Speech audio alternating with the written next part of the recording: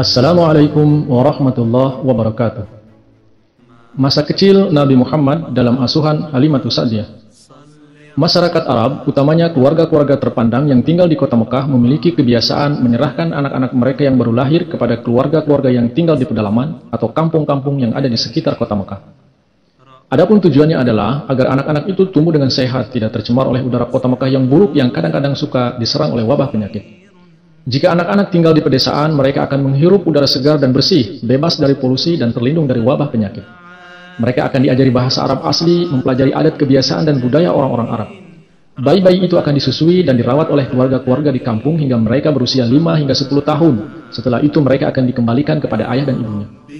Bagi keluarga yang berjasa menyusui dan merawat anak-anak itu akan mendapat imbalan yang memadai. Oleh karena itu, mereka akan memilih untuk memberikan jasa menyusui bayi-bayi dari keluarga-keluarga terpandang dan kaya.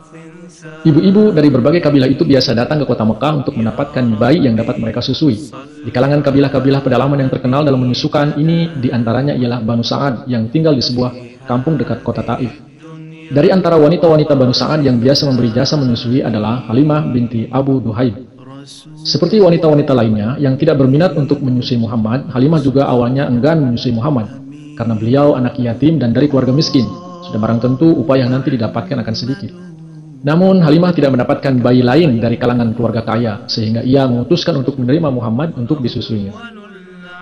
Pada hari ke-8 setelah Muhammad dilahirkan, atau setelah beberapa bulan dilahirkan, Halimah pun datang untuk mengambil Muhammad, sebagaimana yang telah ia janjikan. Aminah kemudian menyerahkan Muhammad kepada Halimah. Sebelum dibawa oleh Halimah, Nabi Muhammad setelah dilahirkan pernah disusui terlebih dahulu oleh Suwaibah. Ia seorang budak wanita Abu Lahab yang kemudian dimerdekakan. Bahkan terdapat sumber yang menerangkan bahwa Suwaibah menyusui Muhammad hingga 4 bulan lamanya. Selain menyusui Muhammad, Suwaibah juga pernah menyusui Hamzah bin Abdul Muttalib dan Abdullah bin Abdul Asad. Setelah kenabian, Suwaibah pun beriman. Suwaibah sangat dimuliakan oleh Nabi Muhammad dan Siti Khadijah. Selama dalam asuhan Halimah, Muhammad disusui oleh Halimah dengan penuh tanggung jawab dan ketekunan hingga 2 tahun lamanya. Setelah disapih, beliau tetap tinggal bersama Halimah. Kehadiran Muhammad merupakan berkah yang tak terhingga besarnya bagi Halimah dan keluarganya. Ternak kambingnya gemuk-gemuk dan susunya pun berlimpah, sehingga ia bisa memberi minum susu segar bagi anak-anaknya dan juga Muhammad. Mereka pun hidup dengan sejahtera dan bahagia. Selama 2 tahun Muhammad tinggal di Sahara, disusukan oleh Halimah dan diasuh oleh Saimah, putri Halimah. Udara Sahara yang segar dan kehidupan pedalaman yang alami menjadikan Muhammad tumbuh dengan cepat dan sehat. Setelah cukup 2 tahun dan tiba masanya disapih, Halimah membawa Muhammad kepada ibunya, sehingga Aminah bisa melepas rindu kepada buah hatinya itu. Sesudah itu Halimah membawanya kembali ke rumahnya. Hal ini dilakukan karena kehendak dari Aminah sendiri. Muhammad dibawa kembali supaya terus tumbuh dengan sehat daripada harus tinggal di kota Mekah yang udaranya tercemar. Juga memang dikhawatirkan dari adanya serangan wabah penyakit di kota Mekah. Selama sekitar 2 tahun berikutnya, Muhammad kembali tinggal di kampung Banu Sa'ad, menikmati udara pedalaman yang jernih dan bebas, dan belajar bahasa Arab yang murni. Muhammad tinggal pada keluarga Sa'ad dalam asuhan Halimah sampai usia 5 tahun, menghirup jiwa kebebasan dan kemerdekaan dalam udara Sahara yang lepas itu. Dari kabilah ini, ia belajar mempergunakan bahasa Arab yang murni, tradisi dan budaya baik dari masyarakat Arab asli.